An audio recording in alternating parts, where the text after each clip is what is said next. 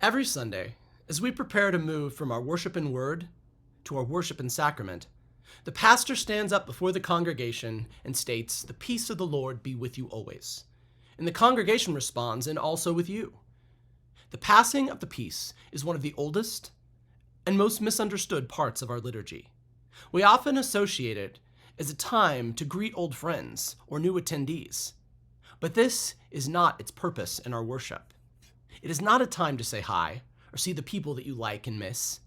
It's a time to make sure that you're right with everyone around you. It is a time of preparation before we come to the altar for Holy Communion. The passing of the peace has been a central element of the Christian tradition almost as long as there has been a Christian tradition. This Christian liturgical practice finds its origins in St. Paul's letters, where we find a common instruction from Paul to his readers that they are to greet one another with a holy kiss. We find this throughout Paul's letters. This was the greeting that Paul and Peter instructed their Christian audiences to bestow on fellow believers. Now, a kiss was a common greeting in the cultures of ancient Greece and Rome, but Paul characterizes this kiss as holy because it represents the purest form of Christian love, one that wishes for the peace of Christ to be passed on to all in their community. In some of the places that Paul and the early Christians were living, they were not welcome or met with peace. In fact, they were often persecuted and cast out by those who did not share their faith.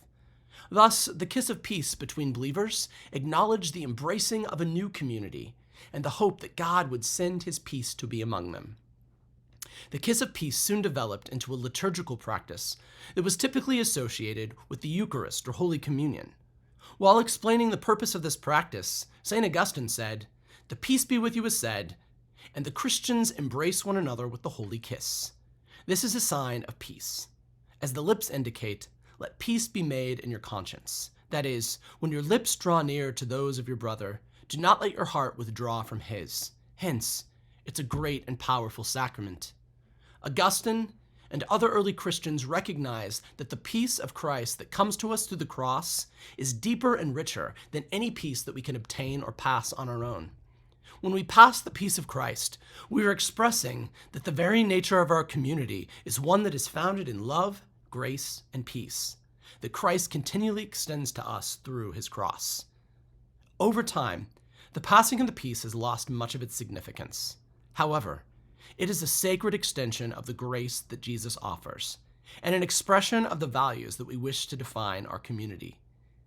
It is for this reason that it should be closely connected with the sacrament of Holy Communion, for in it we humbly receive that which God extends down to us. Before you offer your gift at the altar, Jesus says, be reconciled. We are called to prepare ourselves to go to the altar, to pray for those we've hurt and those who have hurt us, to confess the sins we need to confess, and to receive God's forgiveness, and then to be reconciled one with another as a symbol of our new life in Jesus. The peace follows us offering confession, saying that we're sorry to God and admitting our need for him, and the prayers of the people, where we pray for the church and the world. The peace is the continuation of those things as we move toward communion, the time when God and Jesus comes to us in bread and wine, and the grace of God is poured out on us.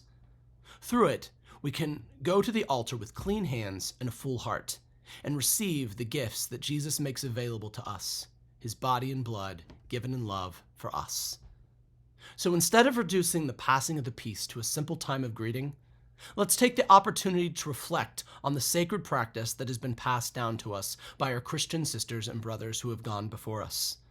Let us embrace the peace and grace that has been lovingly extended to us by Jesus, and offer that same peace to those we worship with. May the peace of Christ be with us all.